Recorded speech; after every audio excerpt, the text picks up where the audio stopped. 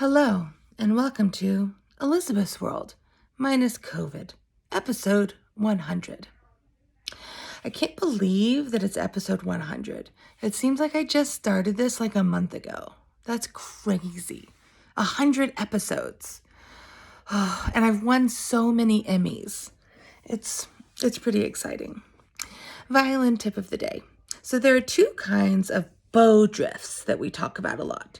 And both of them, I feel, can be controlled by both words and by feeling. So I'm going to show you them on the violin. But basically, one of the types of bow drifts is when the bow accidentally drifts because our arm isn't straight, right, with the elbow thing, and the bow goes whoop like that. And that can happen not just with beginners, but with like anybody.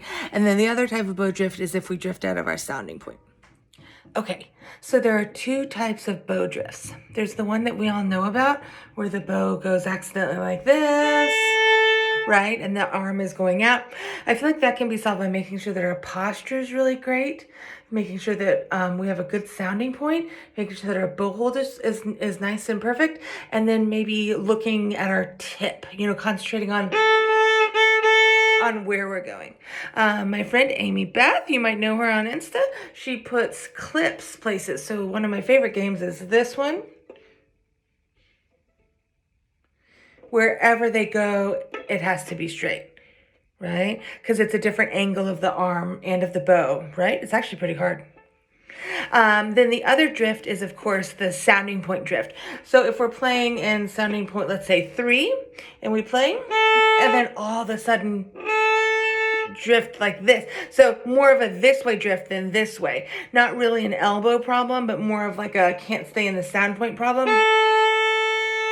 Then we need to use visual or recording or ears to really listen to sustained bows. So whenever you hear a student play and the bows aren't sustained, it's usually because the drift.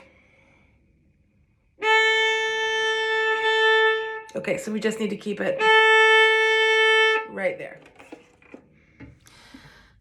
Question of the day.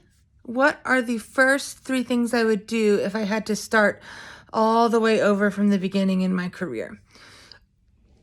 I would warn future Elizabeth that she's going to be really tired but very happy. So I would definitely do lots of teacher training like I did. Suzuki, otherwise, anywhere you can find teacher training. You're always going to get your ideas from others and then make them your own. I would also find a strong teacher of advanced students and ask to co-teach, 1 or 2 students. I think that's how I learned the most when I was in grad school, is by sharing students and really learning what's successful and then watching their lessons also. So if you can find a strong teacher in your area who will do that, that's an excellent way of learning. And I also wish, number 3, that I'd kept track of milestones better, like student recitals, when I felt proud, when I had my first gorgeous vibrato, all of those things. So I would keep more track of that. Another question, how do I like my coffee? I don't like coffee. Could you imagine if I drank coffee? I would be like insane. Like, I'd be carted off or something. My energy levels would be like unmanageable by anybody except somebody with a straitjacket. What book am I currently reading? It's called The Vanishing Half by Britt Bennett. Okay, I'm kidding. I don't read books. I read books on psychology like The Tipping Point or the Mindset book by Carol Dweck.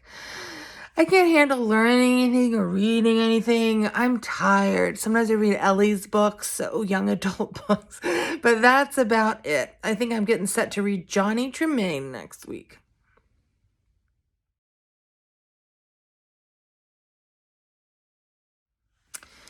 Quote of the day by Anne Frank, whose house I visited in Amsterdam, and it is so small in the attic, and the stairs are so small. It was really, really amazing. If you ever go to Amsterdam, go see it. So Anne says, despite everything, I still believe that people are really good at heart.